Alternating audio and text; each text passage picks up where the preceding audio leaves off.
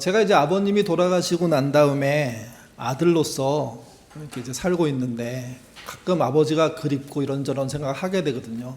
그래서 어느 날 제가 이제 예전에 떼어놨던 호적 등본을 꺼냈습니다. 그래서 제가 우리 아버지의 아들이라는 것은 그 호적 등본이 증명해 주죠. 호적 등본에는 제 아버님만 계신 게 아니라 어머님, 또 할아버지, 할머님도 같이 계시고요. 또 아내도 있고 자식들도 있습니다. 그러니까 저를 증명하기 위해서 정부가 발행해 주는 이 공문서 한 장이면 충분히 제가 누군지, 어디서 태어났는지, 어느 정도의 나이인지, 가족은 누구인지 뭐 이게 다 알게 되어 있는 거죠. 설교를 준비하면서 그걸 이렇게 다시 읽어보면서 제가 처음으로 알게 된 사실이 두 가지가 있었습니다. 전에도 읽어본 것 같은데 그때 왜 그 생각을 못했는지 모르겠지만 이번에는 좀 달랐는데, 하나가 뭐였냐면요, 저는 태어난 지 1년 6개월 동안 호적에 못 올라가 있었더라고요. 1년 6개월이 지나서 올라갔습니다. 아마 저보다 훨씬 오랫동안 무호적 상태로 사신 분들 계실 겁니다. 이게 왜 제 눈에 들어왔냐면, 요즘 그 출생 신고가 안 돼가지고 또는 태어났지만 그 이후에 조치들이 안 돼가지고 생기는 영아의 문제, 어린 자녀의 문제들이 좀 심각한 이슈로 떠오르고 있잖아요. 그래서 저도 유독 그게 더 들어왔던 거죠. 또 하나 흥미로운 거는, 모두가 그러는지 모르겠는데 제 고향인 제가 태어난 곳으로 되어 있지 않고요, 아버지가 태어난 곳으로 되어 있더라고요. 저는 이제 그 호적에 이렇게 되어 있는지 모르고 계속해서 제 고향은 어딥니다 막 얘기하고 다녔는데, 호적상으로 따지면 틀린 거예요. 아버지의 고향이 제 호적의 고향인 거예요. 이게. 이런 양상은 좀 여러 모양으로 나타나죠. 태어난 연도와 실제 나이, 이렇게 다른 경우도 있고.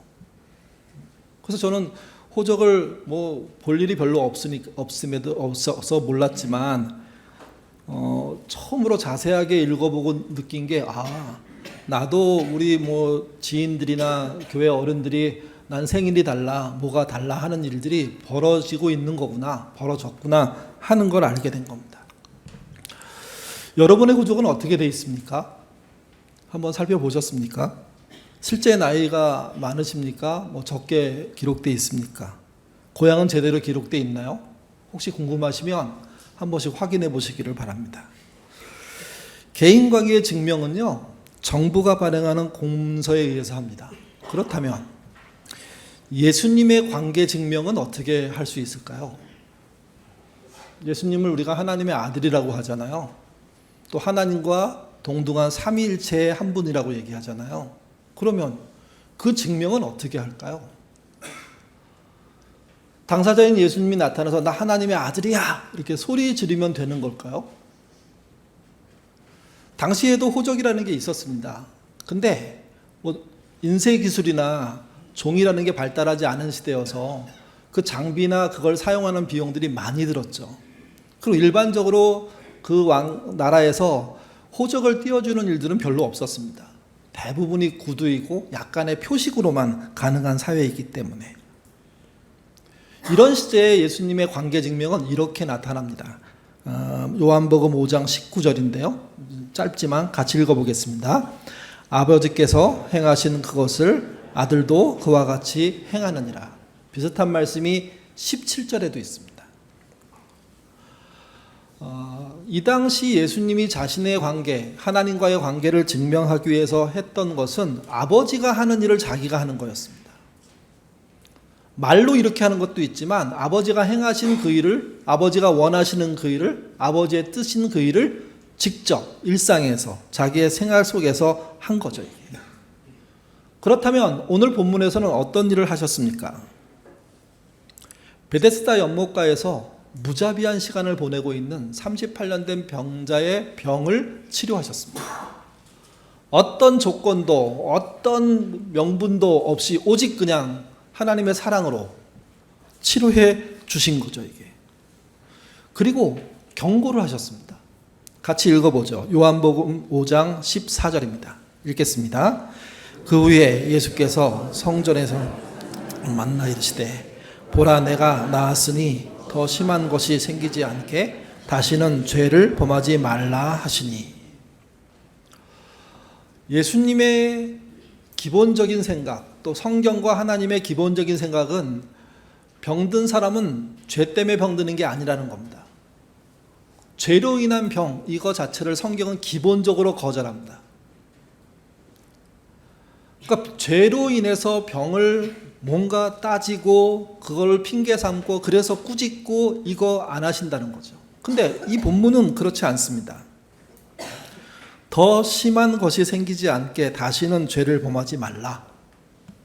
이전에 죄가 있다는 얘기는 아니지만 앞으로의 죄로 인해서는 더 나빠질 수 있으니 조심해라. 이렇게 얘기하고 있는 겁니다. 이 말을 지난주에 이렇게 설명드렸습니다. 치유가 됐다고 해서 회복이 된 건 아니라고. 예수님이 전적인 은혜로 치유를 해주셨는데, 그러면 많은 사람들이 그 기쁨과 그 은혜와 그 누림으로 삶 자체가 그동안 찌그러지고 어그렸던 삶이 회복된다고 생각하는데 그건 아니라고. 그 얘기를 하고 있는 겁니다. 은혜로 치유받고 은혜로 구원받았다고 하더라도 회복은 누가 해야 합니까? 저와 여러분들이, 당사자들이 해야 됩니다. 회복의 크기는 어떻게 결정될까요? 그 사람이 한 만큼입니다. 만약에 구원을 받았고 병의 치료를 받았음에도 불구하고 회복을 하지 않으면 그 다음이 이전보다 훨씬 나빠진다는 경고를 38년 된 병자에게 한 말이고, 그게 동시에 우리에게 하는 말입니다. 그래서 예수를 믿으십니까? 그러면 돌아가시는 순간까지 회복을 이루셔야 됩니다. 병이 치료받으셨습니까? 병이 치료받은 것으로 끝나는 게 아니라 그 이후의 삶이 더 나빠지지 않도록 여러분의 삶의 회복들을 알차게 채워가셔야 됩니다. 그것이 우리가 해야 될 일이고, 그 일들을 통해서 예수님이 누구인지 밝혀지는 것처럼 우리가 누구인지가 밝혀지는 거죠. 인간적인 호적은 정부에서 발행한 공문서가 해준다면, 신앙적인 호적은 그 사람이 그분의 말씀에 따라, 믿는 그분의 말씀에 따라 사느냐, 여기에 달려 있다는 거죠. 그렇다면 어떤 것을 회복해야 될까요? 치료받는 것과 예수 믿는 것을 같은 선상에 놓고 보는 겁니다. 그렇다면 치료받은 사람, 예수를 믿는 사람이 어떤 회복을 평생 이루어갈까요? 오늘 본문에 적혀있는 그 시대는 1세기입니다. 1세기는 우리처럼 신약 성경이 다 완성되고 많은 사람들에게 다 보급된 상태가 아닙니다. 성경이 기록된다고 하더라도 그 성경이 보급되는 데는 많은 시간이 걸리고요. 성경을 한 번도 읽지 못한 그리스도인들이 수두룩합니다. 그런 시대니까 그때 얘기, 특별히 유대인들의 얘기의 모든 근거는요, 우리가 알고 있는 신약 시대를 배경으로 하지 않습니다. 전부 구약을 배경으로 합니다. 다시 말씀드려서 예수님의 구원이 설명되는 그 시간, 그 이전까지의 구원의 개념들이 그들에겐 중요한 겁니다. 구약 성경, 영생을 어떻게 얻느냐, 회복을 어떻게 했느냐, 뭐라고 말했느냐, 이걸 찾아봐야 되는 거죠. 그걸 찾을 수 있는 대표적인 구절이 시편 133편입니다. 1절부터 3절, 3절밖에 안 되는 구절인데 영생이 뭔지 얘기합니다. 같이 읽겠습니다. 보라, 형제가 연합하여 동거함이 어찌 그리 선하고 아름다운고, 머리에 있는 보배로운 기름이 수염 곧 아론의 수염에 흘러서 그의 옷깃까지 내림을 같고, 헐몬의 이슬이 시온의 산에 내림 같도다. 거기서 여호와께서 목을 명령하셨으니 곧 영생이로다. 보라, 형제가 연합하고 동거함이 곧 영생이다 하는 이야기입니다. 그 이야기 사이에 두 개의 예화가 들어있습니다. 그 두 개의 예화는 형제와 연합, 동거를 설명해 주는 동시에 영생의 기쁨이 될 만한 큰 일로 설명되고 있는 이야기입니다. 그 첫 번째가 뭐냐면 제사장 아론에 대한 이야기입니다. 제사장은 사람과 하나님 사이에 다리 역할을 하는 사람입니다. 개인적인 능력이 있어서가 아니라 직분이 그 역할을 합니다. 사람이 재물을 가지고 찾아오면 그 재물의 죄를 전가시키고, 그리고 그 재물을 죽이고, 그리고 그 제물을 각떠서 피를 쏟고 껍질을 벗겨내고 그리고 하나님께 드릴 부분을 가지고 태워서 드리죠. 그 일을 직접 사람이 하기도 하지만 동시에 제사장이 함께 하기도 합니다. 그 역할이 제사장입니다. 그래서 이스라엘에서는 제사장의 역할이 사람이 맡은 일 중에 가장 높은 일, 왕보다 중요한 일이라고 생각했습니다. 그래서 기름 부음이라는 걸 합니다. 다른 사람으로 구별하는 겁니다. 소명이 있는 자로 인정하는 겁니다. 그 제사장의 역할을 감당하는 이 직분, 특별히 아론은요, 그 일의 첫 번째 주자입니다. 첫 제사장인 거죠. 그러니까 가장 영광스러운 사람의 일을 맡은 그 사람, 그것과 형제 우애가 같은 등급이라고 얘기하는 겁니다. 두 번째는 자연에 대한 이야기입니다. 헐몬의 이슬이라고 나오는데요. 헐몬은 현재의 지명으로 따지면 헤르몬산입니다. 이 산은 2814m 정도 되고 만년설입니다. 이 만년설이 하는 효과가 그 땅에 너무 중요합니다. 여러분, 이스라엘 땅이라는 데가 물이 적은 땅이잖아요. 물이 생산되는 어떤 근원지는 매우 중요합니다. 그 물의 대부분을 생산해 주는 곳이 어디냐? 이 허르몬산에 있는 만년설입니다. 겨울이면 눈이 잔뜩 쌓였다가 날씨가 따뜻해지면 많이 녹는데 그것이 물이 되어서 요르단강이 됩니다. 이스라엘 전체의 핵심을 흐르는 물줄기가 되고 그 물줄기에 의해서 이스라엘 전체가 살아간다고 해도 틀림이 없습니다. 또 한 가지, 헤르몬산은 구름 이동을 통해서요, 얼은 물을 이동시킵니다. 그게 따뜻한 곳으로 가면 이슬이 됩니다. 그리고 그게 새벽마다 날마다 그곳에 계속 내립니다. 비가 적게 오는 땅이지만 날마다 허르몬산으로부터 이동해서 오는 이슬 때문에 그들이 먹거리를 만들 수 있고 농사를 지을 수 있고 초지가 운영이 되고 양을 키울 수 있는 그런 일들이 가능한 거죠. 형제의 우애와 형제의 연합을 인간의 가장 높은 직분과 동시에 자연이 해주는 가장 큰 혜택이라고 설명하고 있는 겁니다. 그리고 한마디 더 얹습니다. 그리고 이것은 영생이다.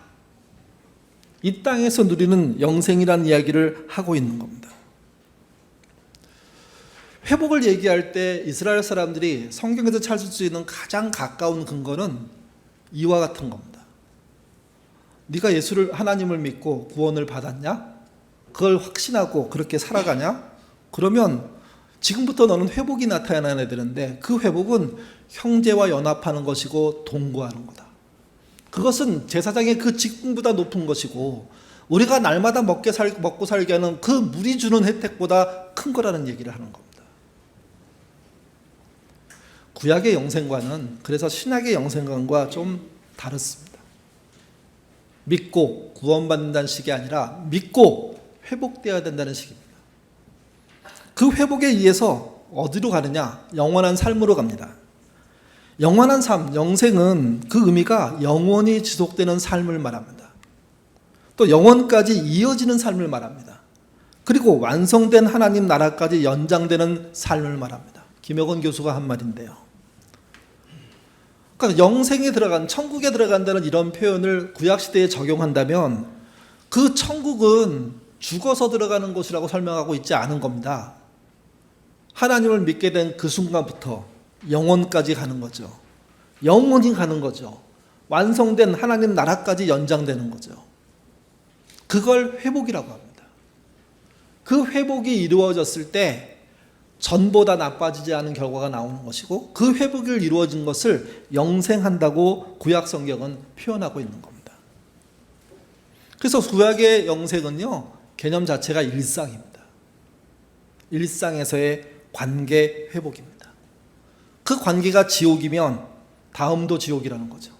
그 관계가 천국이면 그 다음도 천국이라는 겁니다. 물론 인간적인 좋음, 나쁨 이런 걸 얘기하는 게 아닙니다. 믿음 안에서 말하는 겁니다. 근데 예수님은 이 사실을 여기서 지옥이면 죽어서도 지옥, 여기서 천국이면 죽어서 천국이란 이런 것을요, 이렇게 바꾸셨습니다. 지금 천국이든 지금 지옥이든 예수 그리스도의 대속을 믿는다면 그는 천국을 향하게 된다는 겁니다. 그리고 빠져있는 부분이 있습니다. 그 천국을 향한 발걸음 그 사이에는 회복의 일들이 벌어져야 됩니다. 38년 된 병자에게 예수님이 경고처럼 하신 말씀은 그겁니다. 지금부터 네가 전적인 하나님의 은혜로 치유를 받았는데 이제 형제 우애하고 형제 연합하는 삶을 통해서 회복해야 된다. 왜 형제 우애하고 형제 연합의 삶들을 얘기했을까요? 그 당시가 시족 사회이기 때문에 그렇습니다. 지금으로 오면 좀 더 다르게 설명될 수 있겠죠. 38년 된 병자가 무조건적인 은혜로 치유를 받았지만 위기가 찾아옵니다.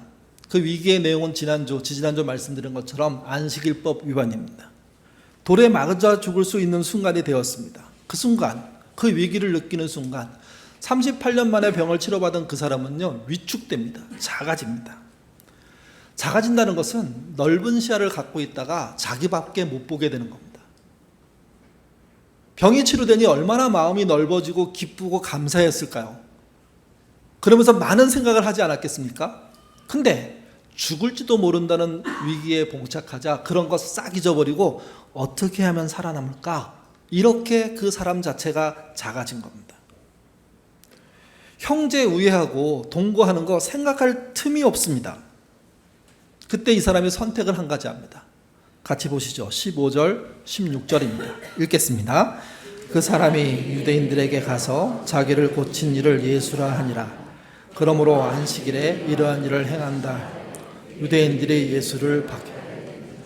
그가 자기가 작아지고 난 다음에 그 은혜를 잃어버리고 뭔가 고민 속에 빠지고 난 다음에 선택은 치료자를 고발하는 거였습니다. 그리고 그 일 때문에 예수님은 박해를 당합니다. 치료자의 고발이 이해 안 되는 분도 계시고 이해되는 분도 계실 겁니다. 어떻게 사람이 그래? 근데 사람은 그럴 수도 있습니다. 자기가 갖고 있는 그 기쁨이 작아지고 위기로 느끼고 나를 보호하겠다는 생각을 하면 은혜도 이런 식으로 갚을 수 있는 겁니다. 사람만 가능한 겁니다. 예수님은 자신의 베푼 은혜 때문에 결국 고발당했습니다. 38년 된 병자의 입장에서는요, 첫 단추를 잘못 깬 겁니다. 치유받기 이전보다 나빠지고 있습니다. 치유받기 이전보다 작아지고 있습니다. 위기입니다. 예수님은 그런 상황 속에서 또 하나의 강력한 메시지를 던지십니다. 17절 말씀 같이 읽겠습니다. 예수께서 그들에게 이르시되 내 아버지께서 이제까지 일하시니 나도 일한다 하시매. 사실 17절 이후의 말씀은 하실 필요가 없는 말씀입니다. 박해를 하니 피하시면 되죠. 38년 된 병자와 함께 도망치면 끝입니다. 근데 주님은 그 자리에서 이런 말이 꼭 필요한가 할 만한 말들을 하시는데 그 중에 하나가 17절인 겁니다. 내 아버지께서 이제까지 일하시니 나도 일하신다. 이때 내 아버지는 하나님을 말합니다. 근데 하나님은 하나님이지 왜 자기의 아버지입니까? 주님께는 이게 사실이기 때문에 있는 그대로 말씀하신 거지만 당시 유대인의 입장에서는요, 신성모독입니다. 인간 주제에 하나님의 아들이라고 얘기했으니까. 근데 굳이 이 말씀을 던지신 겁니다. 이 말씀은 몇 가지를 설명해 줍니다. 그 중에 한 가지는요, 안식일에 병을 치료해도 괜찮다는 얘기입니다. 왜 그러냐면 하나님은 안식일에 쉬지 않으십니다. 사람을 위해서 안식일을 만드셨습니다. 사람이 쉬어야 하기 때문에. 안식일이 됨에도 사람이 쉼에도 하나님은 일하십니다. 예수님은 말씀하십니다. 하나님이 창조 이후에 쉰 적이 없고 안식일에도 쉬지 않으셨기 때문에 자기도 쉴 수가 없다는 겁니다. 왜? 내 아버지의 일을 내가 해야 하기 때문에. 내가 그의 아들이기 때문에. 또 한 가지는 그래서 38년 된 병자의 치료 사건은 안식일법 위반이라고 따질 수가 없다는 겁니다. 따져서도 안 된다는 겁니다. 하나님의 역사이니까.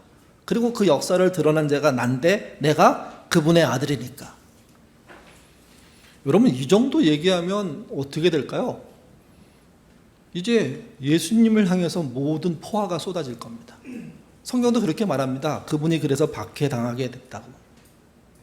저는 이 본문이, 또 이 본문을 기록한 사도 요한이 이 본문의 내용을 기록한 이유는 여러 가지로 생각할 수 있지만 그 중에 한 가지가 38년 된 병자를 향한 안식일법 위반이라는 포화가 자신에게 쏟아지도록 흐름을 바꾸셨던 거라고 생각합니다. 그러기 위해서 말씀을 던진 거라고 생각합니다. 굳이 그 시간에 그 얘기 안 해도 되는데 그 얘기를 하심으로써 안식법 위반으로 죽을지도 모르는 위기에 빠진 그 병자를 더 큰 이슈로 덮어버리신 거죠. 이제 38년 된 병자는 보이지 않습니다.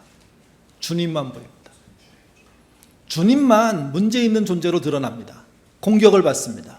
주님은 기꺼이 받으십니다. 38년 된 병자, 그 치료받은 사람, 고발한 사람을 원망하지 않습니다. 이미 전에 한 경고로 충분하고 오히려 더 한 번 더 기회를 준다는 의미에서 자신이 모든 공격을 받기로 생각하시고, 그래서 내 아버지가 일하니 내가 일한다, 그렇게 말씀하신 거죠. 이슈는 급격하게 바뀝니다. 그리고 이런 반응이 일어납니다. 18절 같이 읽겠습니다. 유대인들이 이로 말미암아 예수를 죽이고자 하니 이는 안식일을 범할 뿐만 아니라 하나님을 자신의 친아버지라 하여 자기를 하나님과 동등으로 삼으셨습니다. 앞에 이야기 안식일법은 해석에 따라 좀 다르고, 실제 자로 재서 거리를 몇 킬로 갔냐, 물건을 얼만큼 들었냐 따질 수 있는 그런 여지가 있습니다. 근데 이 이야기는 따질 여지가 없습니다. 그냥 돌 던져야 되는 상황입니다. 자신이 하나님과 똑같다고 얘기한 것이고 그것을 사람들이 이해해 버렸기 때문입니다. 구약시대의 회복의 내용이 형제와 연합, 동거라고 말씀드렸는데, 주님은 자신을 고발하고 배반한 그 치료받은 사람에게 형제로 인정하고 그를 보호하고 연합하기 위해서 본인이 그 사지로 뛰어들고 있는 것으로 보인다는 거죠. 그래서 그분이 주님이십니다. 배반했는데, 사람들은요 배반하면 용서하지 않습니다. 언젠가는 크게 되갚아주려고 복수의 칼을 가고, 그게 일반적입니다. 그러다가 사그러들어서, 그러다가 깨달아서, 그래서 멈추고, 이렇게 될 수 있죠. 근데 주님은 그 일이 벌어지는 현장에서 이미 자기가 그 이슈의 중심에 서심으로 38년 된 병자의 그 고발, 배신을 그냥 무마시켰습니다. 그렇다고 해서 그가 해야 될 일, 병이 나은 다음, 용서받은 다음의 삶을 아무렇게도 살아도 되느냐? 아니라는 거죠. 이젠 더 긴장하고 더 잘 살아야 한다는 메시지를 던지신 겁니다. 박노해 시인이 작게 살지 마라라는 시를 썼습니다. 내 힘으로 공들여서 쟁취하지 못하는 것은 나의 것이 아니다. 받을 권리가 있다고 여기고 받는 데 익숙해지면 늘 받기만 바라는 존재로 퇴화해 갈 것이다. 쟁취하라. 오직 자신의 힘과 분투로. 그리하면 두 가지를 얻게 될 것이다. 쟁취한 그것과 언제든 새로운 것을 쟁취할 힘과 가능성의 존재인 자기 자신을. 이유는 같이 읽겠습니다. 작게 살지 마라. 작아도 작게 살지 마라. 소소한 것들이 기쁨이 되고 고통이 되고, 소소한 것들이 전부가 되고 상처가 된다. 작게 살지 마라. 지금 가진 건 작을지라도 인간으로 작게 살지 마라.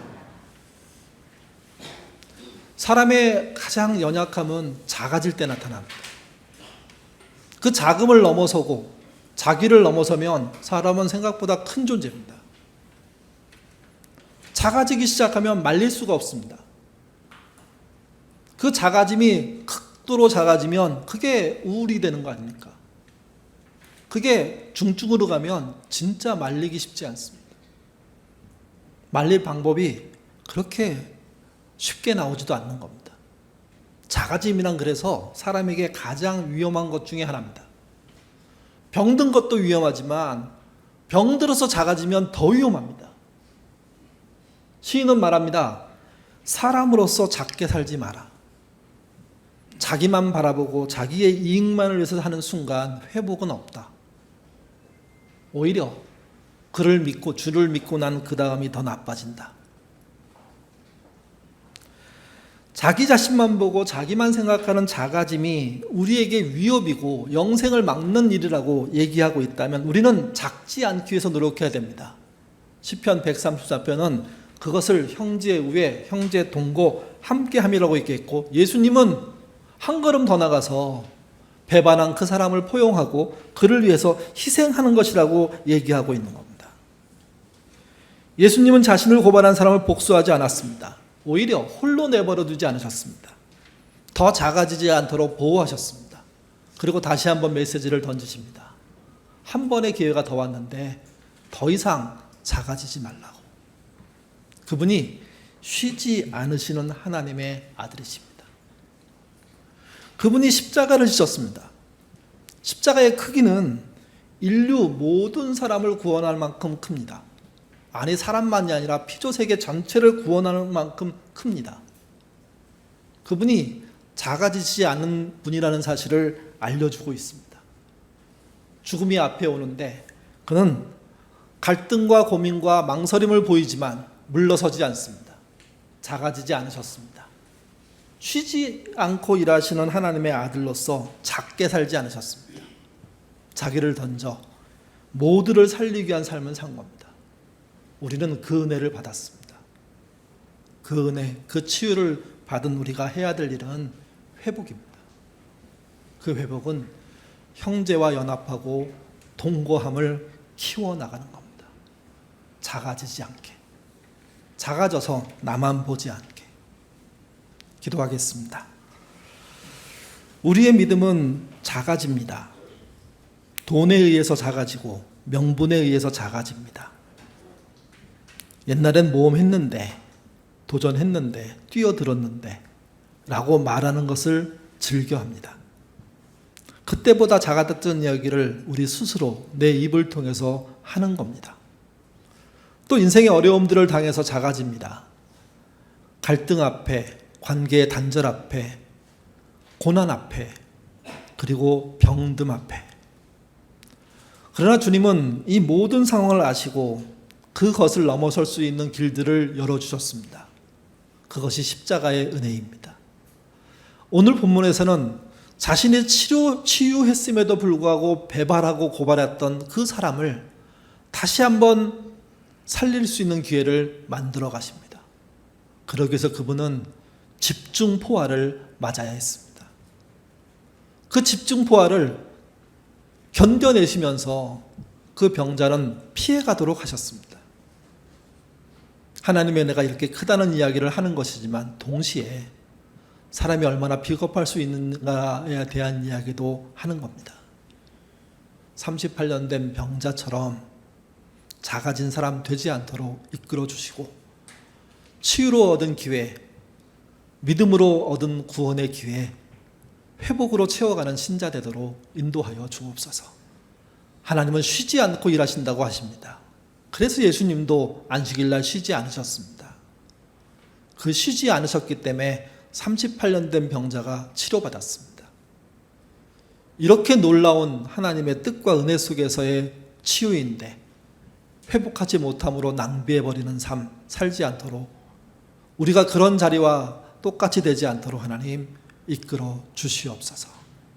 사람으로서 작아지지 않은, 하나님처럼은 될 수 없지만 그러나 자기를 넘어서는, 더불어 함께 살려고 애쓰는 우리가 되도록 인도하여 주시옵소서. 그런 예인교회 되기 원하오며 예수님 이름으로 기도드립니다. 아멘.